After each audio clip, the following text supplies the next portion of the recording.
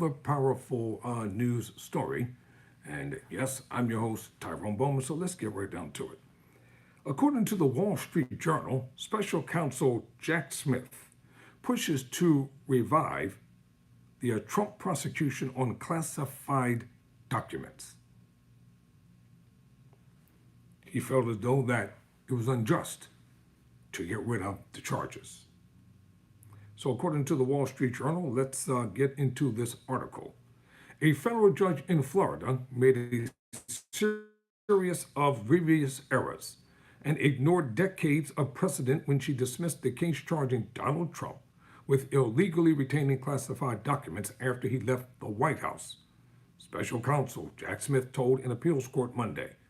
And the judge who presided over the documents case was a Trump-appointed judge. That's right, the fix was already in. Was a Trump-appointed judge. Smith's team urged the Atlanta-based 11th U.S. Circuit Court of Appeals to reinstate the 40-count indictment against the former president, which U.S. District Judge Eileen Cannon tossed in July after finding the special counsel's appointment was unconstitutional.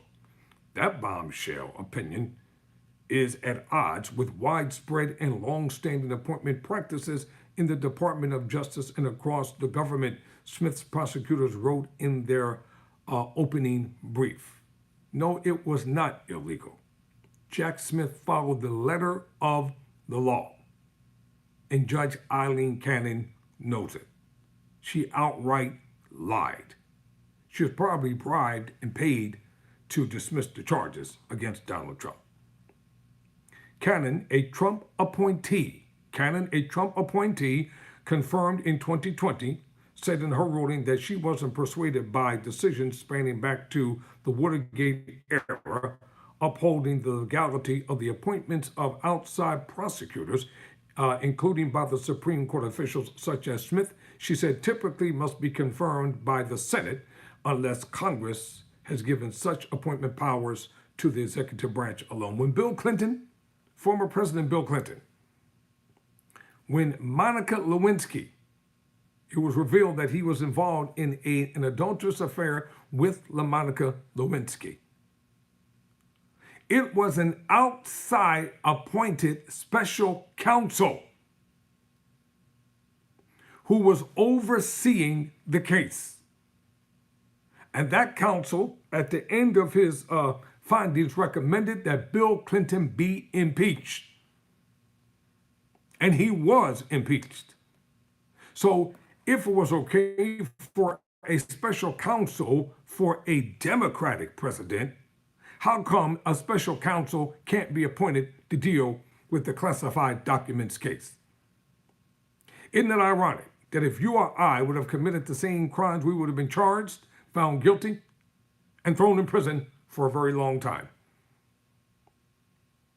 I keep telling you all there is a two-tier judicial system here in the United States of America. I know for a fact because I'm a criminal justice major, a pre-law student, and I'm finding out all kinds of information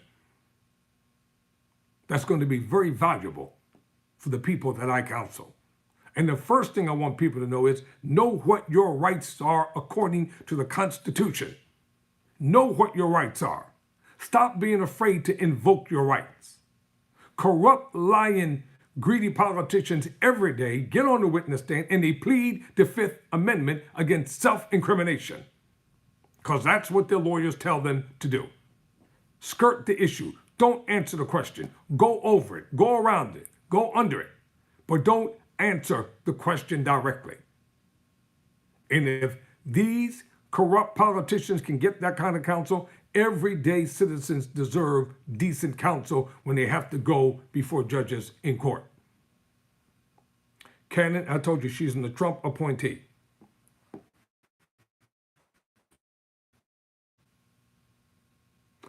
If upheld, the decision could jeopardize the future of a mechanism the Justice Department has long relied upon to avoid conflicts of interest in investigations of politically powerful people. Even if Smith's appeal is successful, the documents case wouldn't go to trial soon, A spokesperson for Trump didn't immediately respond to requests for comment. Of course not. Monday's submission marked the start of what is sure to be a protracted legal battle over the fate of the documents case, in which prosecutors allege Trump willfully kept classified material, including sensitive national security information, after he left the White House, obstructed the government's repeated efforts to recover it. The case moved so slowly under Cannon's oversight that some legal observers questioned whether the judge was in over her head. No, she wasn't in over her head. She was bought and paid for it to do just what she did, and she did it. What, you don't think judges are bribed every day? Why do you think she made the decision that night? Because she thought no one would pay attention to what she was doing. And if you don't understand what politics is all about, people who go into politics, many of them don't have good ulterior motives. They want to go in to make money. They want to go in to subvert the laws. They go into politics because they want to lord over other people. And they don't give a damn about the constituency that put them in office. Attorney General Merrick Garland appointed Smith in November 2022 to oversee the Justice Department's Trump probes, shortly after the former president announced he would make another bid for the White House. Oh, that was a no-brainer. Everybody knew he was going to run again. Look at this. Look at all these files. They're stored. Looks like they're stored in the bathroom. Look at this. Who takes sensitive documents, classified documents, and store them up in your bathroom? Who does this? And you're talking about Biden is out of his right mind. Have you looked at Trump lately? He's looking pretty old, senile. Doesn't seem like he's coherent. He's rambling all over the place. He's the old dude, 78 years old. We don't need another 78-year-old white man in the White House.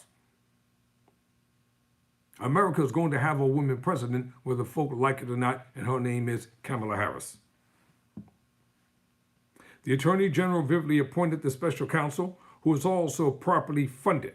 Smith told the appeals court Cannon's rationale could jeopardize the long-standing operation of the Justice Department and call into question hundreds of appointments throughout the executive branch, he said.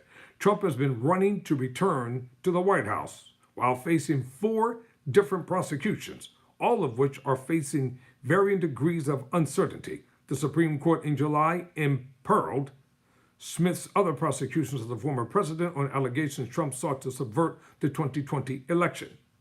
The High Court's decision found that former presidents enjoy sweeping immunity for their acts while in office. Well, let's see if this applies to Democrats, since the Supreme Court ruled in Trump's favor. Let's see if this applies to any Democrats who get charged with the same thing. Let's see if there's going to be such an outcry from Republicans to make sure that the rights of Democratic presidents are protected the same way. What man do you know who has 34 criminal indictments against him, has been found guilty on every last one of them, and still be allowed to run for the presidency of the United States? This is the same man who called for the execution of the now exonerated Central Park 5. Yeah, remember them?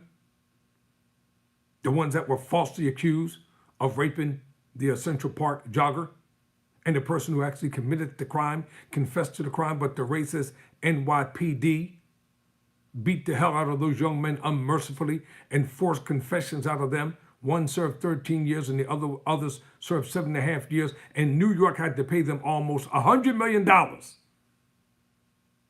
after they were exonerated. You all better be careful voting for this man, because this could be your child that's abused by the police. Yeah, I said it. It could be one of your children or your grandchildren that are abused by the police. Then it's going to be a different song and a different dance and a different story. But because it's happening to black people all across the nation, y'all don't seem to care. Let the same murders happen to white people across the nation. There will be such an outcry from here to Indonesia and in between. about police brutality. You all don't believe it's brutality until it hits home.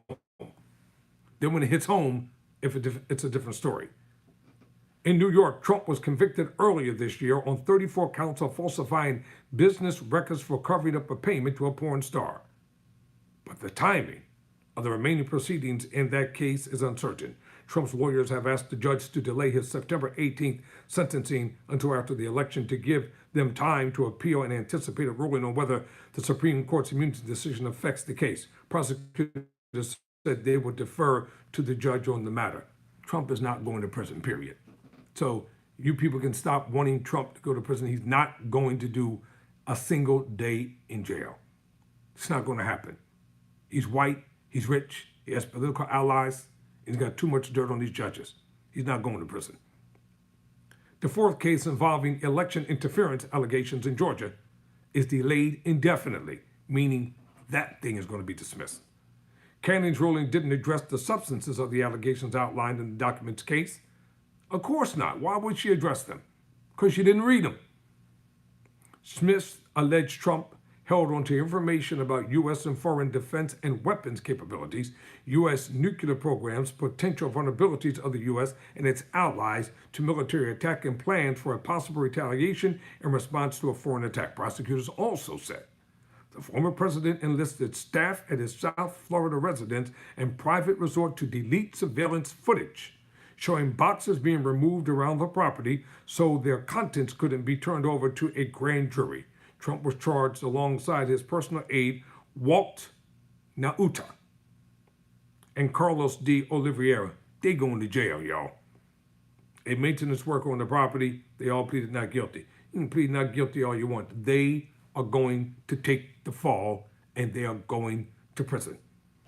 And the fact that let's see. It seems like one is Hispanic. You know he's going to jail. Whether people like it or not, they're going to jail. So stop holding your breath. Stop thinking that Donald Trump is going to prison. He's not going to prison. That's the bottom line. And to be honest with you, folk will probably disagree with me on this one, but it's true. I don't think former presidents should be locked up, period. Why? It doesn't look good around the world. Deal with it in a different way. Never surrender. Never quit.